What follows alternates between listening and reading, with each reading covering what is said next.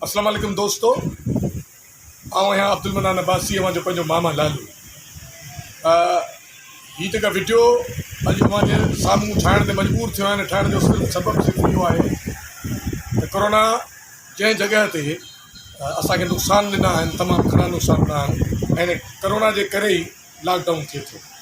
Lockdown ज़रूरी आहे, इंतिहाई ज़रूरी आहे, जीअं घटि में घटि जेको आहे सो माण्हुनि जी रश न थिए, एटमॉस्फेयर कठो न थिए, घणा माण्हू कट्ठा न थियनि, बाज़ारूं हे हो ॿियो टियों रश थो थी वञे, जंहिंजे करे कोरोना हुजण जा वॾा सबब पैदा थियनि।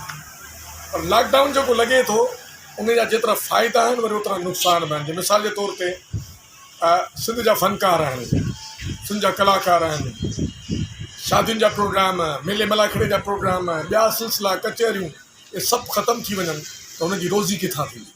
ईअं ई सिंध जा केतिरा ई फ़नकार, हज़ारे मुंहिंजे हिन सूबे जा फ़नकार, बल्कि सॼे पाकिस्तान जा फ़नकार, मुंहिंजे प्यारे मुल्क पाकिस्तान जा सभु जो सभु फ़नकार, अदाकार बेरोज़गारी जे आलम में हिन वक़्तु गुज़ारिनि था। छाजे करे?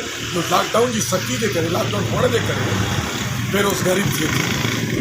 पर किथे किथे असांजा फ़नकार सरहदी वारा बि आहिनि, किन खे सरकारी नौकरियूं आहिनि, किन खे पंहिंजा कारोबार आहिनि, उन्हनि जे लाइ त ठीकु आहे, चलो हितां न मिलियो, पंहिंजे फ़न जो पैसो न मिलियो, कारोबार जो या सरकारी पघार ज़रूरु मिलंदी।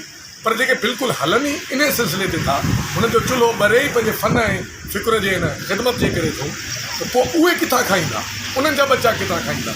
इहा बि आहे हिकिड़ी जेका दिलि जे सूर जी ॻाल्हि। इंतिहाई तकलीफ़ बि थिए थी, पर हाणे छा कयूं, मजबूरी आहे। हिकिड़ी वबा आहे, कोरोना जे नाले सां हिकिड़ी चौथी लहर वरी अची वई आहे।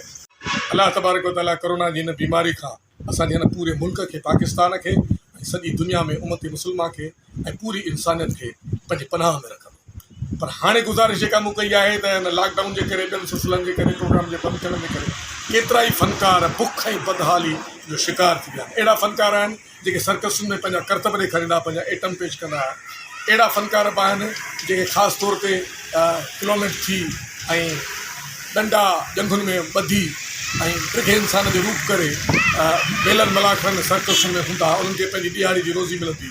हाणे उहा बि ख़तमु थी वई आहे। हाणे अहिड़े क़िस्म जा फ़नकार, अहिड़े क़िस्म जा आर्टिस्ट मुंहिंजे साम्हूं अचनि था। अहिड़ो हिकिड़ो आर्टिस्ट आहे मोहम्मद कासिम, मां अव्हां सां उनखे मिलाईंदुसि। हिन वक़्तु मूं इहो ॾिठो त जामचोरे में सोसाइटी फेज़ 2 जे रोड ते हू वीचारो ईअं पंहिंजो पाण खे कार्टून ठाहे, इहो पंहिंजो पाण खे जोकर ठाहे ऐं डंडा जंगुनि सां ॿधी करे, वॾो टिघो कदु करे, ऐं वीचारो बीठो हो, सिर्फ़ु माण्हू हुन मां एंजॉय कनि पिया ऐं ॿर पिया, हुनखे जेको गुज़रे पियो हुनखे ॿर पिया रोज़ी। माना इहो फ़नकार हाणे मजबूरनि पिनण ते मजबूर थियो आहे, हा न। मां अव्हांखे उन्हनि सां ज़रूरु ॻाल्हाईंदुसि, अचो त मिलूंसि।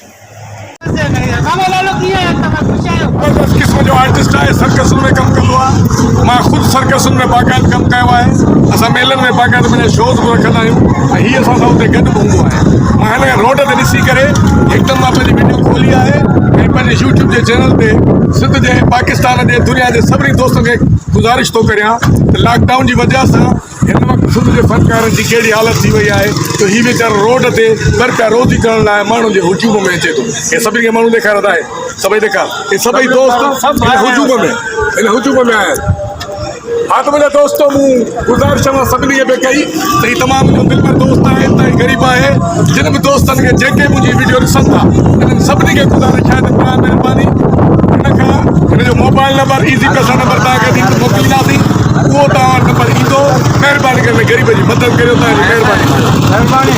दादा मुंहिंजो नंबर आहे मूवी कैश 0305 111 9949। हिन ते तव्हां ईज़ी पैसा कराए था सघो, मूवी कैश कराए था सघो, तव्हांजी वॾी महिरबानी। हा त दोस्तो, तव्हां ॾिठो ई तव्हांखे हिन पंहिंजो ईज़ी पैसा या मोबी कैश वारो जेको बि नंबर आहे तव्हांखे इंस्टॉल कयो आहे।